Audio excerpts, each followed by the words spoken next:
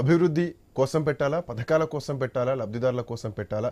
లబ్ధిదారుల్ని అదే గ్రామంలో అదే గుంపులోంచి తీస్తే ఖచ్చితంగా మిగతా దగ్గర నుంచి వ్యతిరేకత వస్తుంది. మాట్లాడదాం. ప్రేమ్ గాంధీ గారు అట్లాగే సాదిక్ గారు కూడా మనతో పాటు జాయిన్ అయ్యారు, ప్రముఖ రాజకీయ విశ్లేషకులు. ప్రేమ్ గాంధీ గారు నమస్కారం. ప్రేమ్ గాంధీ గారు నమస్తే, గుడ్ ఈవినింగ్. సో గ్రామ సభలు హిట్టా ఫట్టా మీ దృష్టిలో?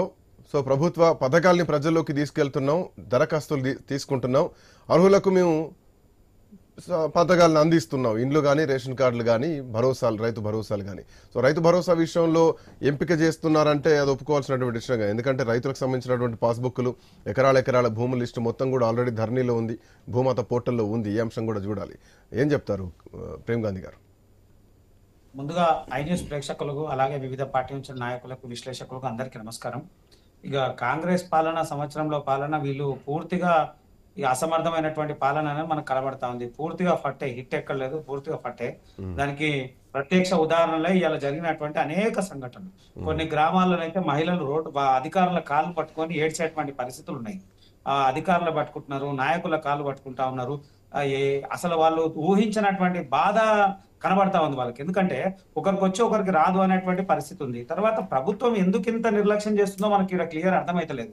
ఆల్రెడీ 6 గ్యారెంటీకి సంబంధించినటువంటి అప్లికేషన్ తీసుకున్నారు, ప్రజాపాలన దగ్గర అప్లికేషన్ తీసుకున్నారు, ఆ ఇంటింట్ల సర్వే తీసుకున్నారు. గతంలో ప్రభుత్వం దగ్గర అనేక విషయాల్లో సర్వే చేసినప్పుడు విషయాలు ఉన్నాయి.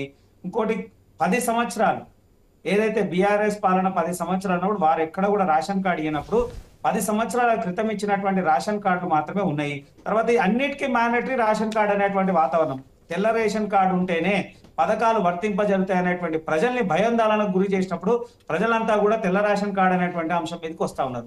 కొన్నిటికి నిబంధనలు, ఏ రకమైనటువంటి నిబంధనలు ఉన్నాయో ప్రభుత్వం పూర్తిగా ప్రజల్లో అవేర్నెస్ చేయలేనటువంటి పరిస్థితులు కనబడతా ఉన్నాయి. ఎవరైతే లబ్ధిదారులు ఉన్నారో లబ్ధిదారులకు సంబంధించిన వివరాలు ప్రభుత్వం దగ్గర ఆల్రెడీ ఉన్నాయి. మళ్ళా కొత్తగా దరఖాస్తులు ఎందుకో? అది వాళ్ళు ప్రజల్ని మభ్యపెట్టడానికి, లేదా కాలయాపన చేయడానికి, ప్రజల్ని భయభ్రాంతులకు గురి చేయడానికి.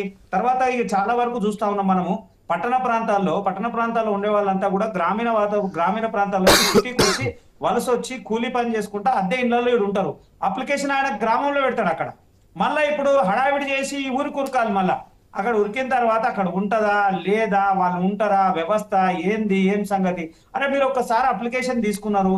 అప్లికేషన్ తీసుకున్న తర్వాత అధికారులు విచారణ చేసుకొని, అధికారులు మీ దగ్గర పూర్తి వనరులు ఉన్నాయి కదా, ప్రభుత్వం సర్వే చేసుకొని సర్వే ప్రకారం ఇవ్వాల్సినటువంటి అవసరం ఉంది. అది కాకుండా మళ్ళా ప్రజలందరినీ పెట్టి ఒకరి ముందర ఒకరు పెట్టి ఒకరికి ఇచ్చి ఒకరికి ఇయ్యనటువంటి పరిస్థితులు తీసుకొని వచ్చినప్పుడు ఇలా ప్రజల భయాందోళనమైనటువంటి వాతావరణం తీసుకొస్తారు తప్ప ఎక్కడ ప్రజలకి మంచి జరుగుతా ఉంది? ప్రజాపాలన కాదు, వీళ్ళ వ్యక్తిగత యొక్క పార్టీకి సంబంధించినటువంటి అనుయాయులకు ఇచ్చేటువంటి పరిస్థితులు కనబడుతున్నాయి. 3500 మంది ఇండ్లు అంటే ఎంతమందికి ఇస్తారు? తర్వాత ఆ ఇంద్రమ్మ ఇంట్లో ఇల్లు ఇచ్చే దాంట్లో కూడా వాళ్ళు పెట్టినటువంటి కండిషన్లు చాలా విడ్డూరంగా ఉన్నాయండి. అసలు మనం హాస్యాస్పదమైనటువంటి విషయం. ఎప్పుడో 10 ఏళ్ల కింద 5 లక్షలు ఇస్తే ఇవాళ కూడా అదే 5 లక్షలు అంటున్నారు. ఇవాళ ఉన్నటువంటి పరిస్థితులు ఏంది? ఇవాళ ఇసుకే ధర ఉంది, ఇటుకేం ధర ఉంది, సిమెంట్ ఏం ధర ఉంది, వాడు స్లాబ్ వేసుకోవాలంటే స్టీల్ ఏం రేట్ ఉంది. ఇవన్నీ రేట్లు కంపేర్ చేసుకుంటే ప్రేమ్ గాంధీ గారు ఒక్క నిమిషం.